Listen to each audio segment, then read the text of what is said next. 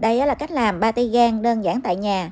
Và cái cách làm này thì nó rất là dễ, mình không cần phải mua ở ngoài tiệm nè. Với cách làm này là pate của mình nó sẽ thơm béo, nó không có bị đắng hoặc làm nó bị hôi. Để làm món này là Mỹ sẽ cần có bánh mì, bơ, trứng, hành tím, tỏi, thịt nạc xay, mỡ heo với lại là gan heo. Gan là Mỹ sử dụng khoảng là 1 kg gan. Và cái gan này khi mấy bạn rửa sạch sẽ rồi thì mình sẽ cắt nhỏ như vậy và mình sẽ ngâm với lại sữa tươi tầm khoảng là 1 tiếng. Nếu mình không ngâm với sữa tươi là cái gan của mình khi mình làm lên nó sẽ bị hôi Rồi mình sẽ chuẩn bị thêm là 4 ổ bánh mì, mình sẽ xé nhỏ ra như vậy nè. Rồi mình sẽ cho vào đây tầm khoảng là 500 đến 700 ml sữa tươi không đường. Cho thêm 4 cái trứng gà vô nữa. Và khi mình làm pate mà mình cho thêm bánh mì như vậy nè thì cái pate của mình nó sẽ không có bị tách mỡ và nó sẽ quyện lại, nó dính lại với nhau và ăn pate nó sẽ thơm nữa. Cho nên là Mỹ hay dùng cái bánh mì khi mà làm pate như vậy. Mình trộn đều và mình để ở đây. Rồi bây giờ tới chuẩn bị cái phần mỡ nè. Ở đây là Mỹ có khoảng 800g mỡ. Thì cái mỡ này là mình sẽ trụng sơ cho nó sạch rồi mình bắt đầu cắt ra. Còn bạn nào mà không thích trụng sơ thì mình cắt ra luôn cũng được nha. Và cắt thì mình sẽ cắt làm 2 loại. Một loại là mình sẽ cắt một cái miếng dài như vậy để một hồi mình lót lên trên pate. Còn một cái là mình cắt hạt lựu để một hồi mình xào.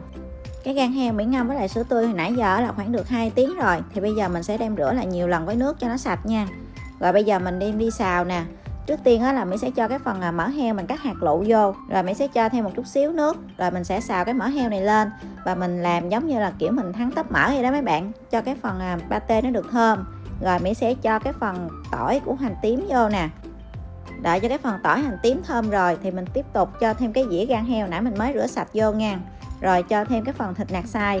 Nạc này là vừa có mỡ vừa có nạc. Mỹ sử dụng tầm khoảng là 800g. Rồi sau đó là mình nêm thêm một vài cái gia vị vô nữa cho nó vừa ăn. Cái phần này thì mấy bạn nêm nếm tùy theo cái khẩu vị nhà mình nha. Và cái phần gan này mình đừng có xào chín quá, vừa chín tới thôi. Chín quá thì cái pate của mình nó sẽ bị khô, ăn nó không có ngon. Để cho pate nó được thơm thì Mỹ sẽ cho thêm một chút xíu bơ. Cái bơ này là Mỹ dùng bơ thực vật. Rồi mình cho thêm miếng củ hành tây. Thì Mỹ thấy mình cho như vậy nó sẽ thơm. Còn bạn nào mà không thích cho thì mình có thể bỏ qua nha. Tại vì cái cách nấu ăn mỗi người nó sẽ có một cái cách nấu khác nhau. Không có ai giống ai hết mấy bạn. Cho nên là mình thấy cách nào mà phù hợp và hợp lý thì mấy bạn làm theo nha. Rồi giờ mình sẽ cho tất cả cái hỗn hợp trong cái chảo xào với lại cái bánh mì ngâm trứng với sữa vô cái cối mình xay cho nó nhuyễn ra như vậy là được rồi. Mình không có cần phải xay mịn giống như là mình làm giò sống đâu. Mỹ thấy xay cỡ như vậy là được rồi.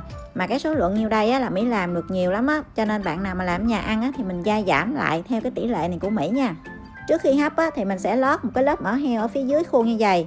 Và khi mình lót như vậy nè thì pate của mình nó sẽ không có bị dính cái khuôn. Và một cái nữa là cái pate của mình nó sẽ không có bị khô mấy bạn.